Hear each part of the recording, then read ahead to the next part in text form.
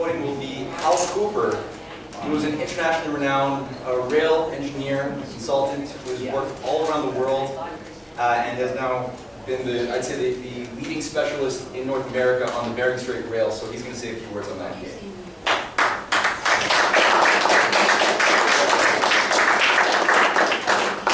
Thank you for the kind introduction. It's great to be back in Vancouver again. In fact, I have two guests here. My fellow student from the University of Washington was working on my master's degree on pulp and paper, Alvin Chemelauskas, and his son, Jay Chemelauskas, who I understand is now the king of lithium.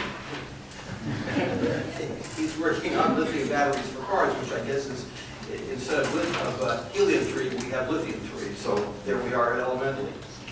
No pun intended.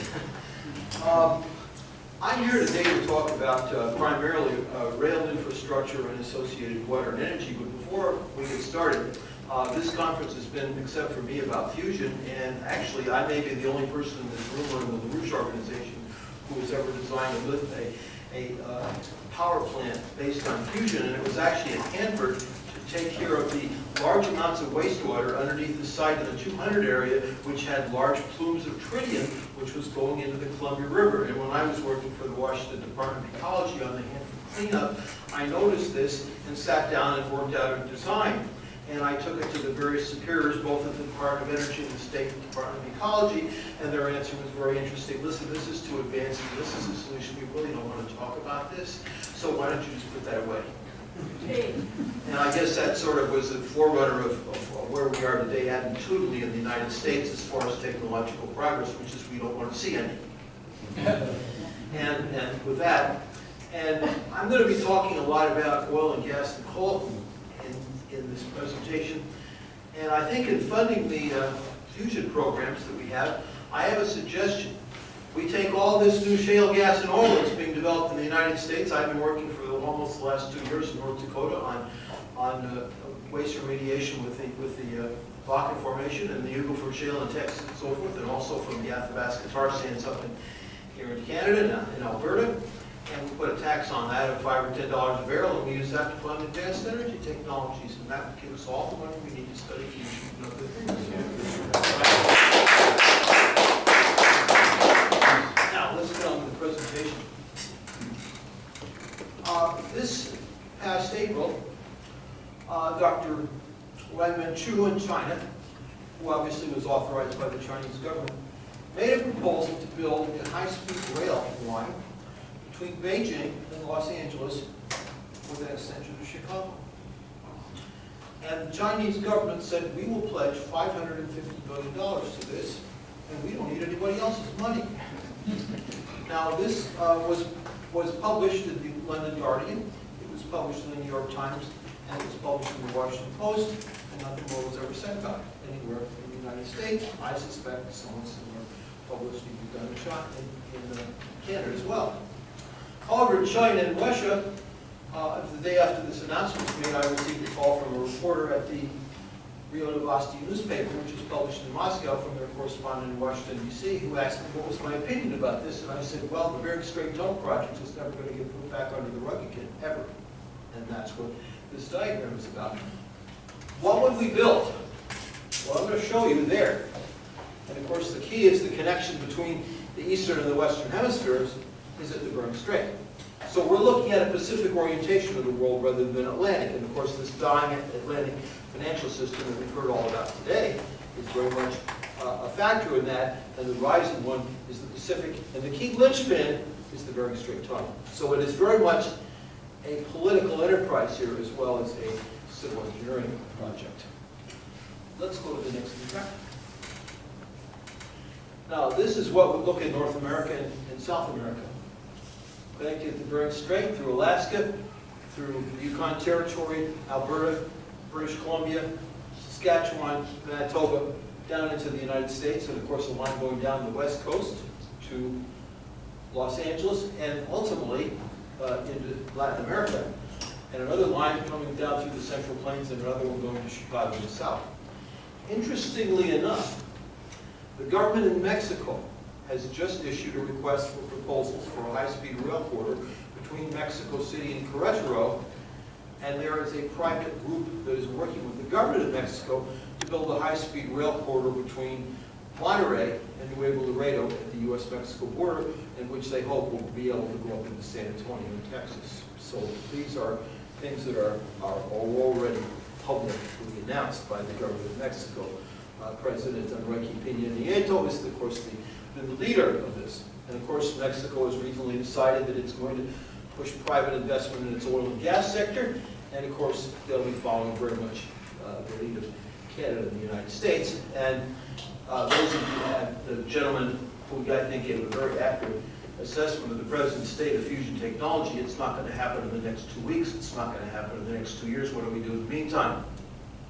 Yes, we need more nuclear power, and I think the Chinese are leading the way. Sadly, the United States used to lead the way, but it doesn't anymore. And in a way, Canada, who had its own reactors that used the CANDU system that didn't generate plutonium waste, that all went by the wayside too, and it should not have.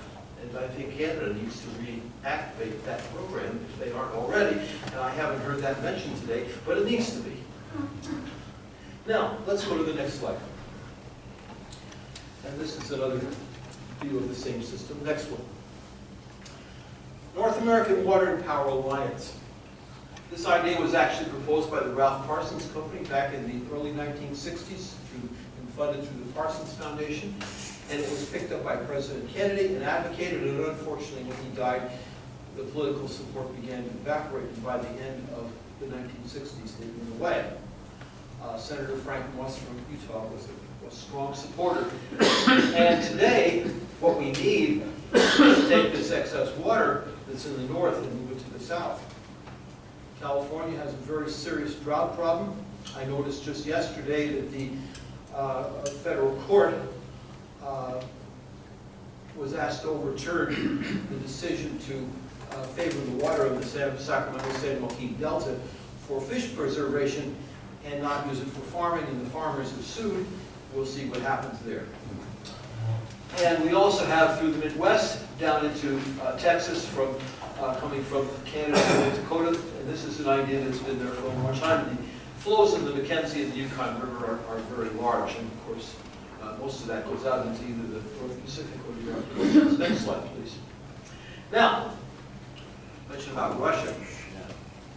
Russia already has a very advanced program underway to build its rail system from the Trans-Siberian Railway in Amur province all the way out to the Bering Strait of Ulan at the eastern end of Chukotka region. I have been in both of those places, as well as in Yakutsk, which is in the center point of our republic. It's the capital, but it's on the Lena River, city of about 250,000 in an area with very, very rich minerals. They claim every element on the face of the earth is in that region. So, but there is a very organized plan. The first part, the first 500 miles, has already been built from Chida all the way to Yakutsk. They're trying to figure out how they're going to go across, whether it's a bridge or a tunnel to get into Yakutsk from the east side of the river. Any of you that have been there, it's a pretty cold place in the wintertime, as it is here, but just more so. And they are planning to build out to then to the Magadan region, which is on the coast, and then going to a line that will connect to Kamchatka, and then finally a line to Chukotka over a 20-year period. No similar effort is going on in North America, either Canada or the United States. Next slide. This is a diagram of the major railroads that either are already in operation or are planning to be built in Russia. And interestingly enough, you see that line along the Arctic Ocean that actually goes from Vorkuta all the way out to Ulan. Believe it or not, under Stalin's time, feasibility studies were done of that entire route, and the entire route was laid out, and it exists today, and only small parts of it were built. Interestingly enough, that route railroad was designed to connect the concentration camps, which is where they put people, and most of that was for mineral extraction. Similarly, at Magadan, which was the headquarters of all the concentration camp of the former Soviet Union administration, they had mining operations ran under the same system, and they had planned the railroad all the way out to the Bering Strait, and do this back prior to World War II. Next slide. Now, here is what we would propose, and I'm sorry for the quality of the map here, but it shows a lot of the lines that would be there. We're showing here connecting to the oil fields in Fort McMurray. Interestingly enough, I don't know how many of you in Canada are aware, but there's a large formation of oil. It's called the Canal Formation in the Northwest Territories. It centers on Fort Norman. When I was working in North Dakota with the Fort Berthold Indian tribe, a delegation came down from the First Nations in the Northwest Territories and spent almost a week with us across the state from Alcan all the way to Wales for constructing the railway. But they haven't done anything to build it, unfortunately. Go ahead. Next slide. This is the similar system on the Asian side, and particularly in Russia and China, because there's very extensive efforts now to build railroad lines, and that is an ongoing effort. It isn't something they're talking about. They're already doing it, and a lot of it has to do with economic development. And of course, they're planning the day when they'll be going to the Bering Strait and connecting to North America, and that will be a double-track railroad line and a 4-lane highway with electric transmission, natural gas pipelines, and probably fiber optic communications as well. So they're already planning for the future in a way, sadly, we in North America are not. Next slide. Now, here's what a possible bridge across the Lena River between Haptigai and Plaga, just to the south of Yakutsk, would look like. I had the artist Craig Thorpe do that. I was in Yakutsk in 1996 for 2 weeks, and we were working with the Saha government there on the expansion of the railroad, and this was an artist conception that was put into the feasibility study did for the Republic government back in 1997. Next slide, please. This is what the Bering, and I apologize for the artistry work here. This is a horizontal and vertical view of the Bering Strait Tunnel. It's 53 miles across. The tunnel would be about 65 miles long. There's mountain ranges on each side that have to be dealt with. There's 2 islands out in the middle, Big Diomede, Little Diomede Island. And on each side, you would have lines going on the Alaska side to Nome, and there's no place like Nome. I was there in the year 2001 for an international conference between the Chukotka and Alaska governments, and it's a town of about 4,000 people whose primary function in life is it's the medical center for Western Alaska for the native people. And Providence I have not been in, but it's a town of about 2,000 people. If you're going to go into Chukotka, that's the border crossing point. You can go either by air or boat. Believe it or not, there's a boat service that goes from Nome over to Providence, but it's on a special charter basis. Next slide. This is what a conception of the east side of the Bering Strait Tunnel would look like at Wales, Alaska, in this case a 3-track. And we have a Russian-looking locomotive, and we have a container train, and the Russian train will be carrying oil, tank cars, and we would have a passenger train. We have an issue of gauges. Our gauge is 4 feet, 8.5 inches, and so is China's. And Russia's is 5 feet even, and it's just enough. You can't run from one to the other. So my suggestion is when they get over to Russia to build this, they build 2 regular standard gauge tracks and plus 2 Russian gauge tracks so they can go directly to China. And I think Russia is going to have to face up to the fact that if it wants to be hauling a lot of cargoes across the country to earn revenue instead of sending it by ship around, that they're going to need to have a standard gauge lines on the Trans-Siberian and maybe even the Baikal. Strong. Next slide. This is our North American system, which I had shown earlier in color.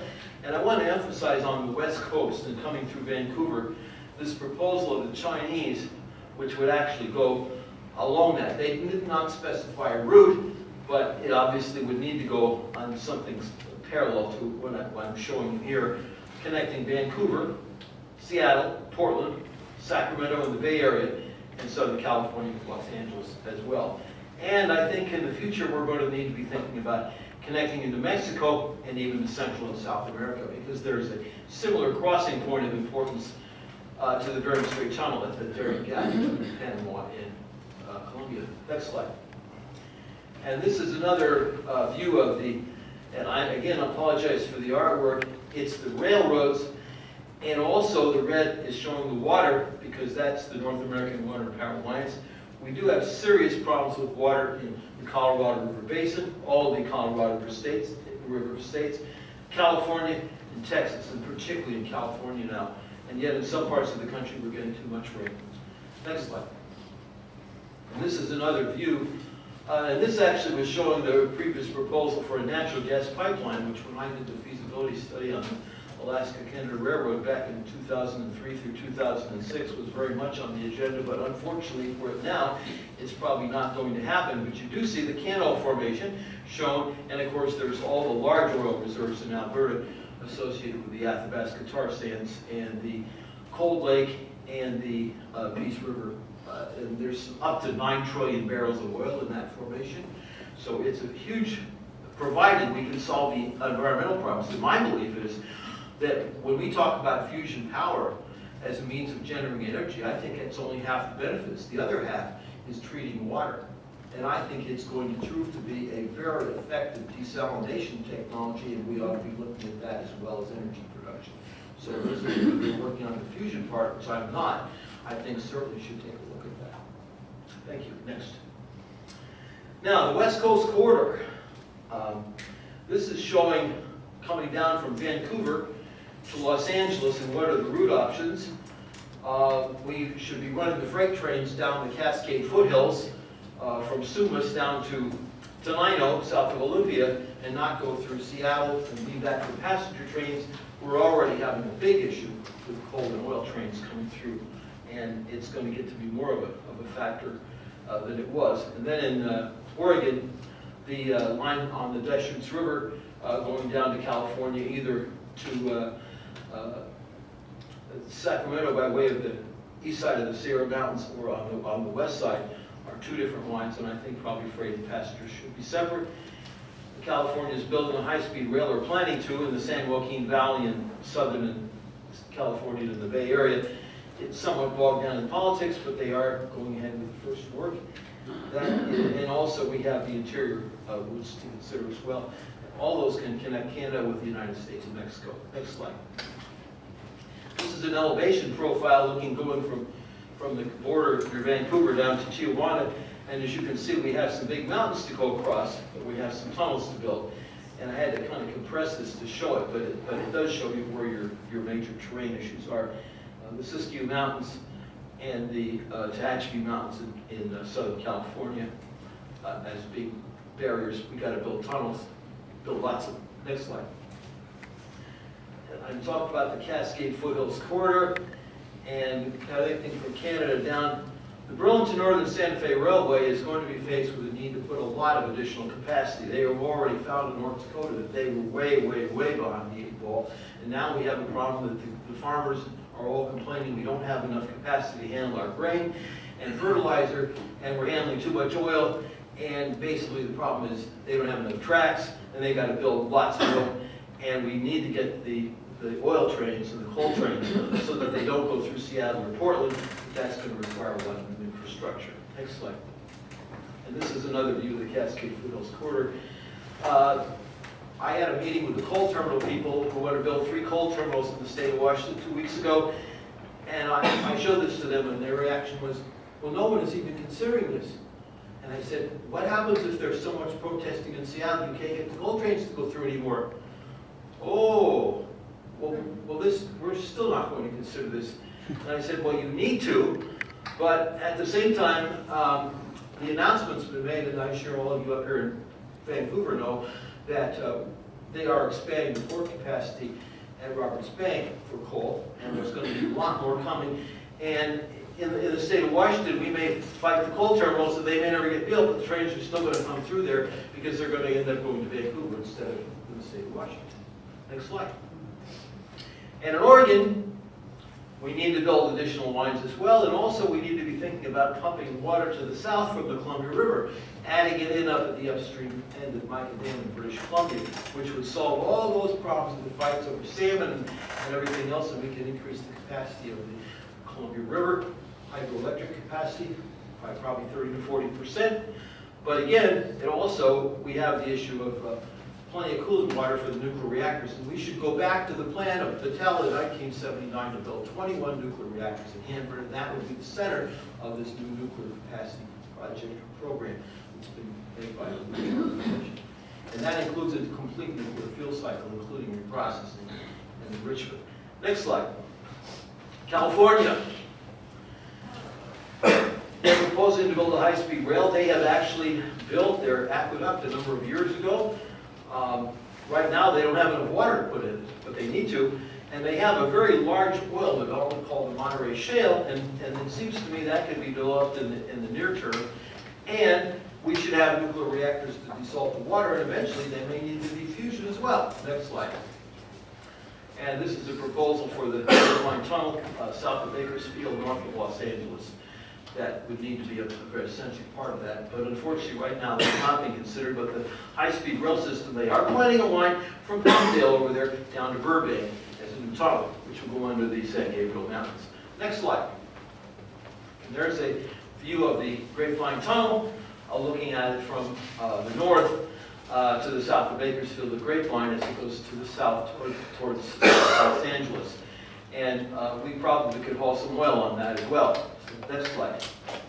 And that's the coast route. This is the alternative, and believe it or not, there's now so much traffic in the San Joaquin Valley on the trains that they're sending the oil trains south, and there's oil moving from North Dakota down to refineries not only in the Bay Area, but in Southern California.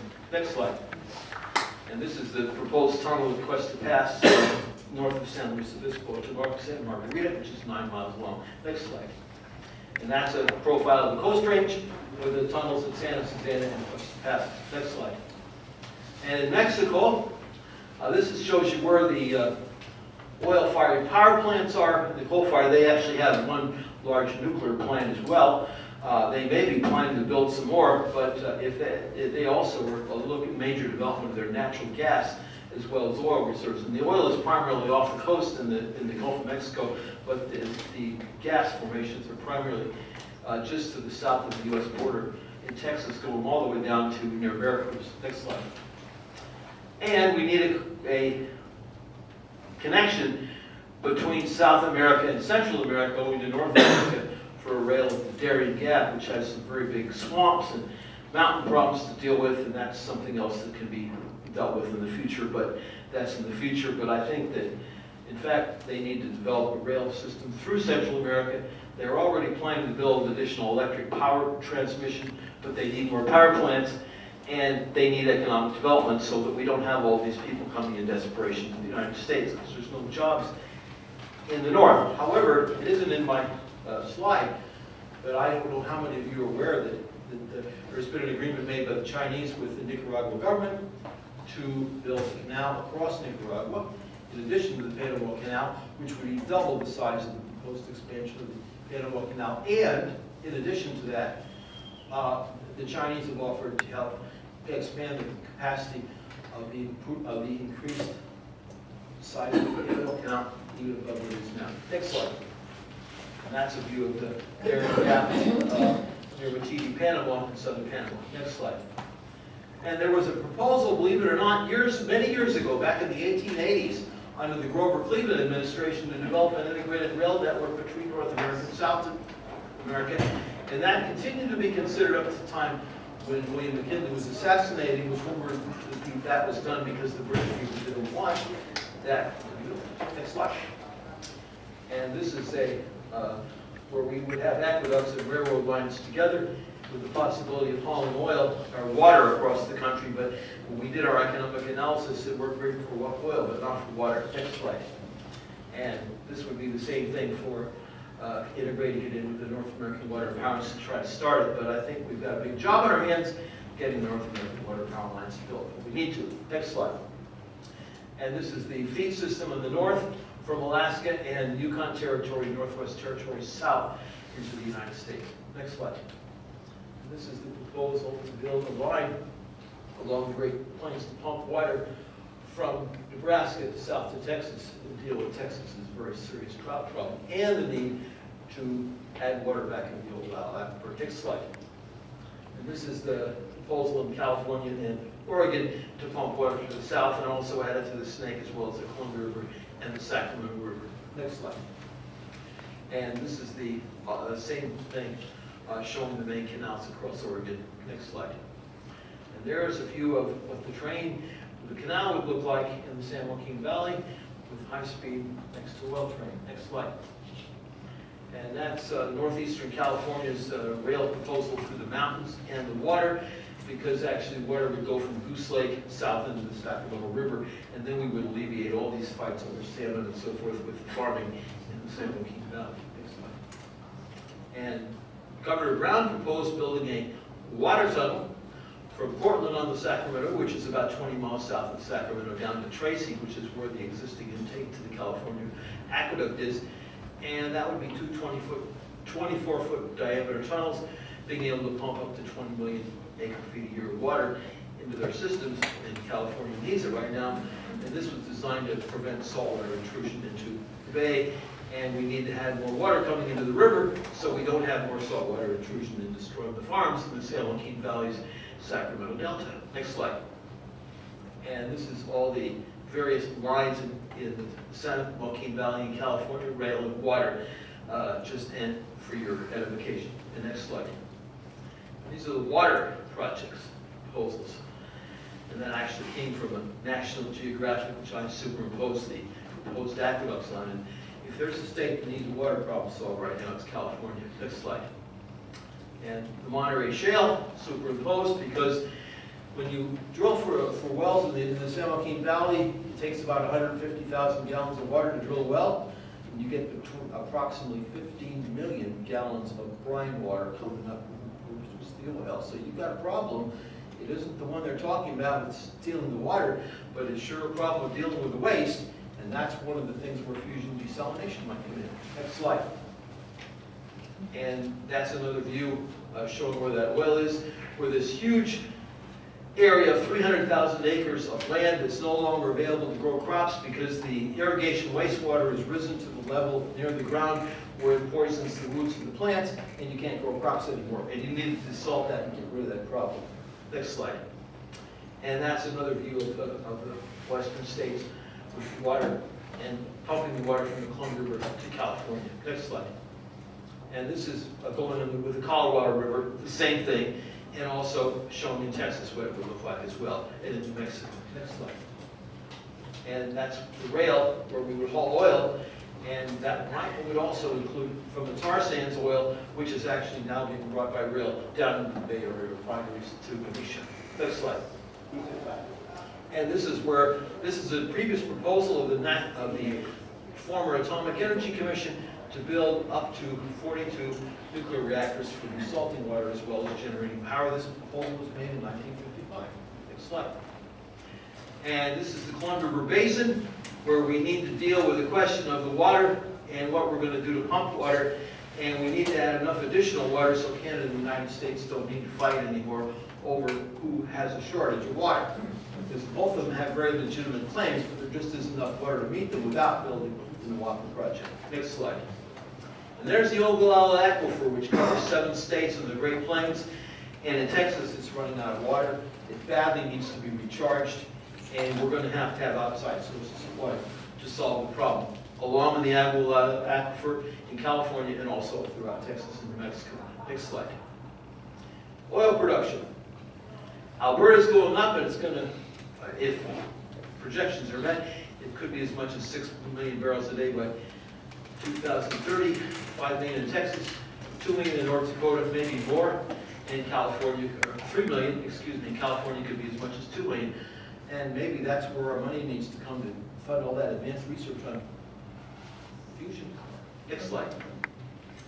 The railroad system to haul oil, which I worked on a lot. In fact, I just put together a report for the Puget Sound Regional Council in Seattle on what we can do with the oil trains. And we have to build some bypass lines, and we don't want the oil trains going through Spokane or Seattle or Portland. It's just not a good idea. Everybody knows properly better. Next slide.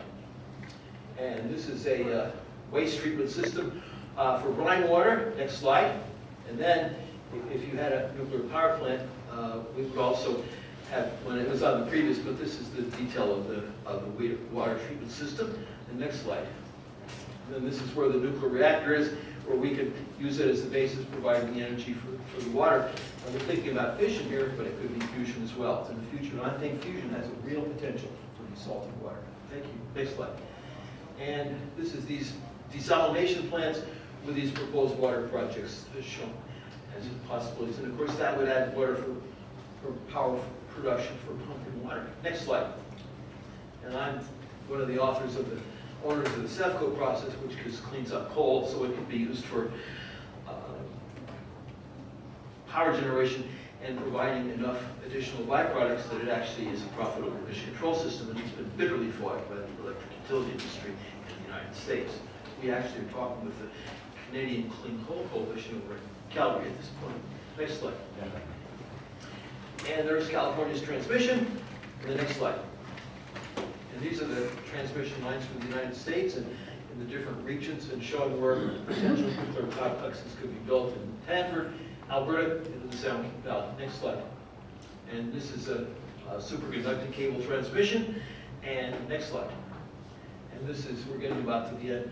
This is this proposal with a detail showing lots of rail lines to be built to for the system to connect the Bering Strait with the Daring Dam.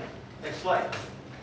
And there's with magnetic levitation guideways, something like maybe what China's proposing. I don't know exactly what they propose, but they may with magnetic levitation.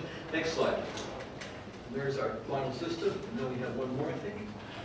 And the water systems for the Nuapa and extensions into Mexico. Next slide.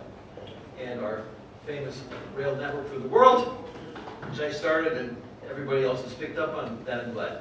Next slide. And that's your final word. Thank you very much.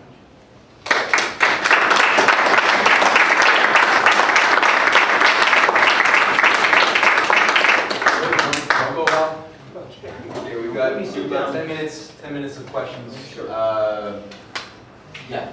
I was just wondering how, if that Trans-Texas corridor, if that's a part of that, or is that a separate design, or what is that all about? The Trans-Texas corridor was proposed by Governor Perry in 2002, and evidently some of my earlier work in Texas led to that, although they didn't give me any credit. It's probably just as well. The project was canceled in 2009.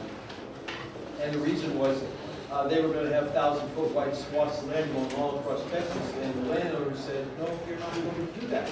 No. And it wasn't really that responsible a proposal. And it was also a way for bringing trucks in from Mexico to the United States, so we didn't have to pay those wages. Sadly, that was a part of it that they didn't talk about, and it got killed. That's my answer to your question. Yes, sir. Ma'am. Yes, go ahead. Right. Well, I mean, I noticed there that you're talking about Russia and China are already quite advanced in this process, and North America is realistically kind of yet to start. I mean, I assume that comes down to when you look at the the styles of government in the East as compared to the West.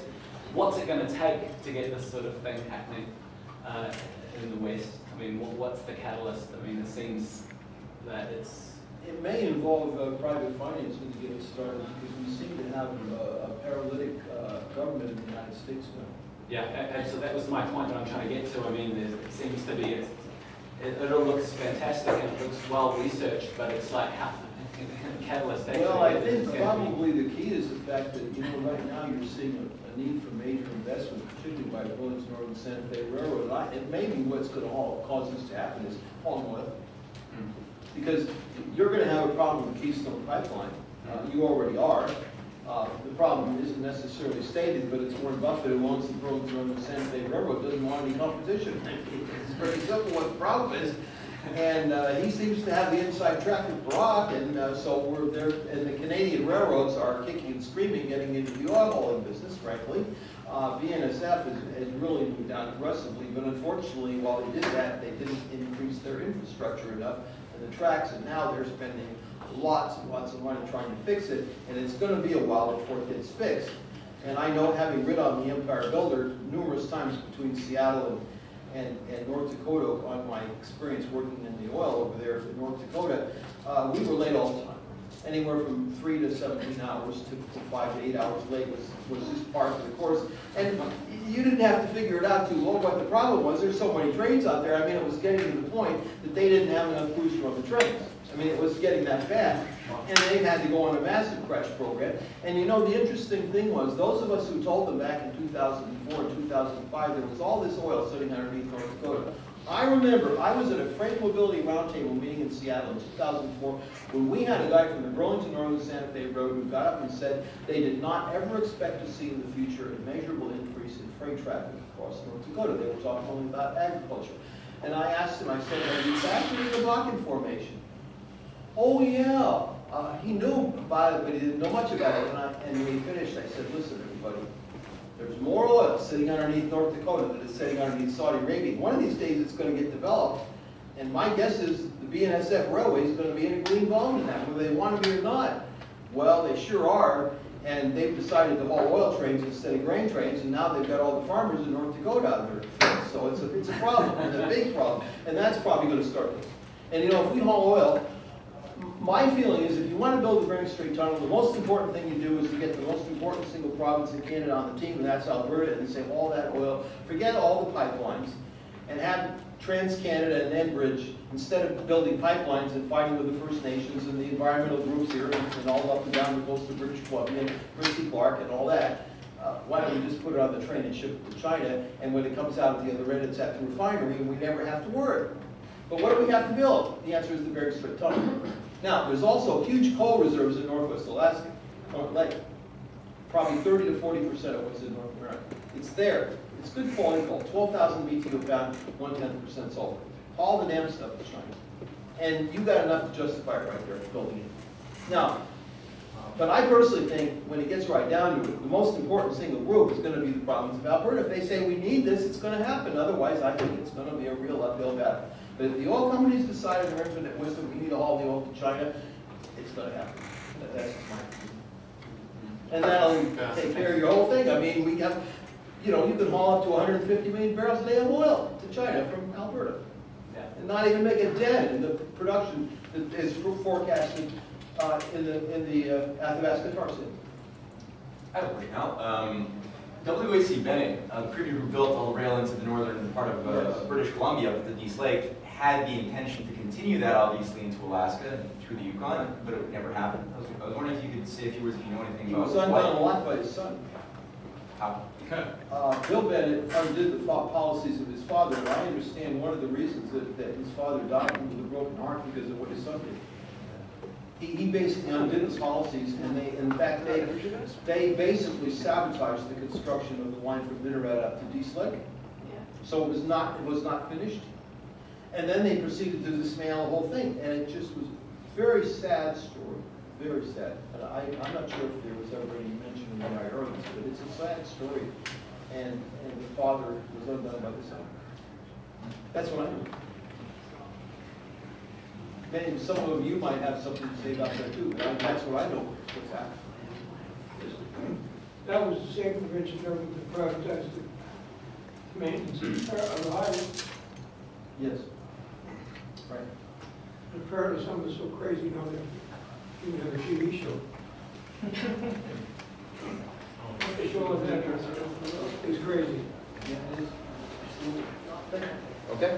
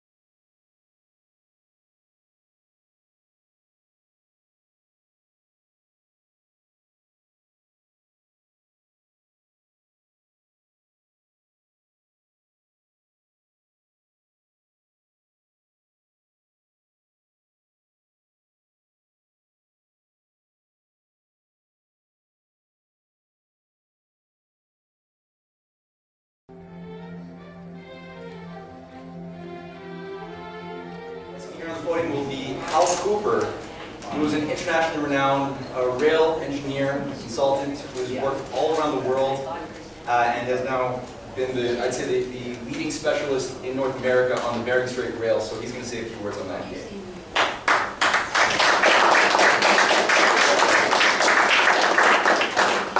Thank you for the kind introduction. It's great to be back in Vancouver again. In fact, I have two guests here. My fellow student from the University of Washington was working on my master's degree on pulp and paper, Alvin Chemelauskas, and his son, Jay Chemelauskas, who I understand is now the king of lithium. He's working on lithium batteries for cars, which I guess is, instead of helium-3, we have lithium-3. So there we are elementally. No pun intended.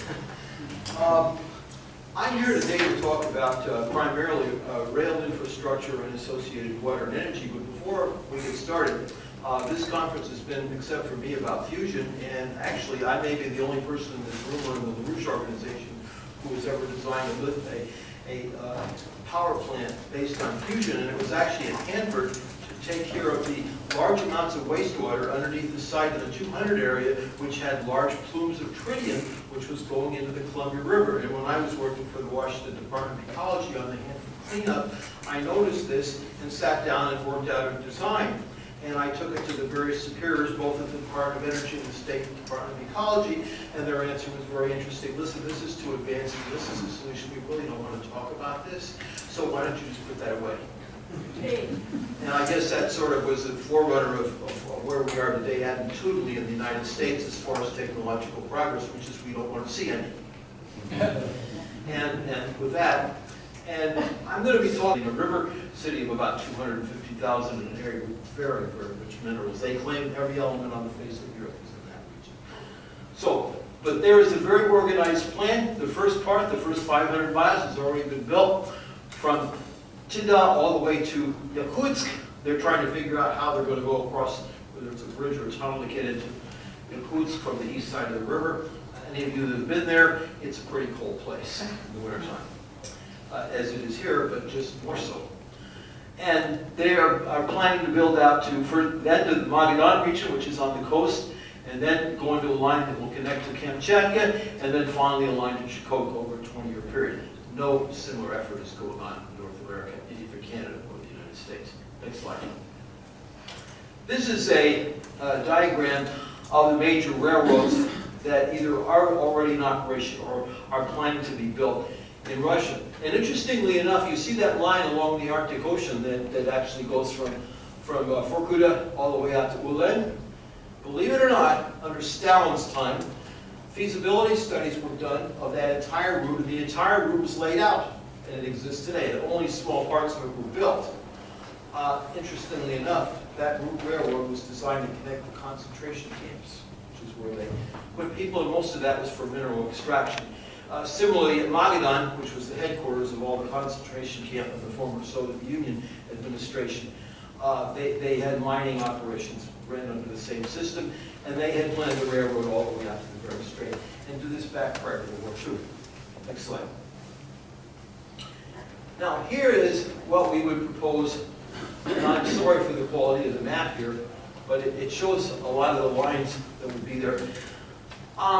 We're showing here connecting to the oil fields and Fort McMurray.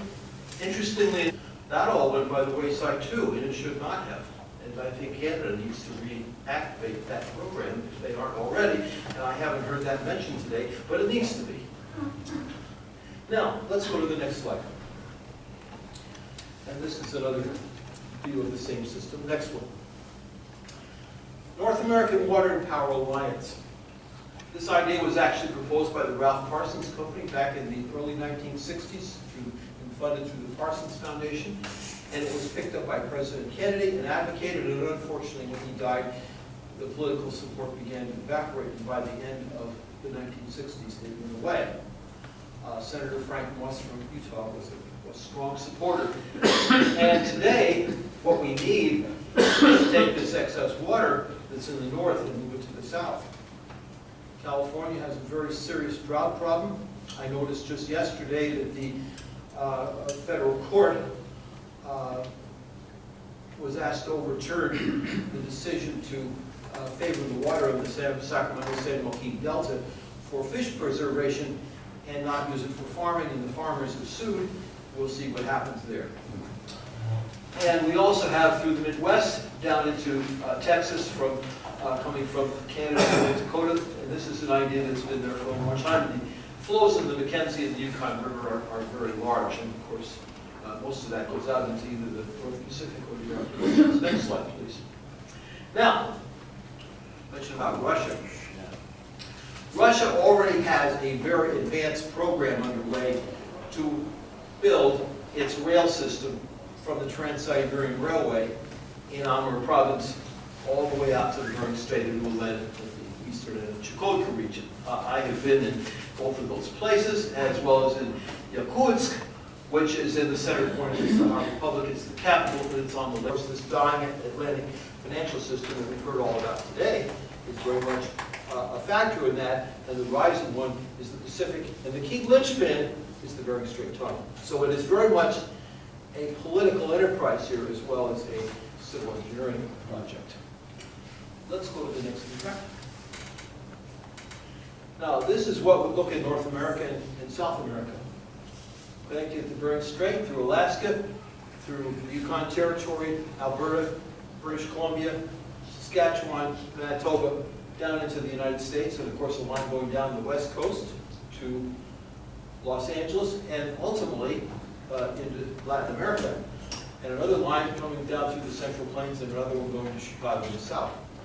Interestingly enough, the government in Mexico has just issued a request for proposals for a high-speed rail corridor between Mexico City and Querétaro, and there is a private group that is working with the government of Mexico to build a high-speed rail corridor between Monterrey and Nuevo Laredo at the U.S.-Mexico border, in which they hope will be able to go up into San Antonio, Texas. So these are things that are already publicly announced by the government of Mexico. President Enrique Peña Nieto is, of course, the leader of this. And of course, Mexico has recently decided that it's going to push private investment in its oil and gas sector. And of course, they'll be following very much the lead of Canada and the United States. And those of you, the gentleman who I think gave a very accurate assessment of the present state of fusion technology, it's not going to happen in the next 2 weeks. It's not going to happen in the next 2 years. What do we do in the meantime? Yes, we need more nuclear power, and I think the Chinese are leading the way. Sadly, the United States used to lead the way, but it doesn't anymore. And in a way, Canada, who had its own reactors that used the CANDU system that didn't generate plutonium waste, talking a lot about oil and gas and coal in this presentation. And I think in funding the fusion programs that we have, I have a suggestion. We take all this new shale gas and oil that's being developed in the United States. I've been working for almost the last 2 years in North Dakota on waste remediation with the Bakken Formation and the Eagle Ford Shale in Texas and so forth, and also from the Athabasca tar sands up here in Canada and in Alberta. And we put a tax on that of $5 or $10 a barrel, and we use that to fund advanced energy technologies, and that would give us all the money we need to study fusion and other things. Now, let's get on to the presentation. This past April, Dr. Wenman Chu in China, who obviously was authorized by the Chinese government, made a proposal to build a high-speed rail line between Beijing and Los Angeles with an extension to Chicago. And the Chinese government said, we will pledge $550 billion to this, and we don't need anybody else's money. Now, this was published in the London Guardian, it was published in the New York Times, and it was published in the Washington Post, and nothing more was ever said about it anywhere in the United States. I suspect somewhat similar publicity will be done in Canada as well. However, China and Russia, the day after this announcement was made, I received a call from a reporter at the Rio Novosti newspaper, which is published in Moscow, from their correspondent in Washington, D.C., who asked me what was my opinion about this. And I said, well, the Bering Strait Tunnel project is never going to get put back under the rug again, ever. And that's what this diagram is about. What would we build? Well, I'm going to show you there. And of course, the key is the connection between the eastern and the western hemispheres is at the Bering Strait. So we're looking at a Pacific orientation of the world rather than Atlantic. And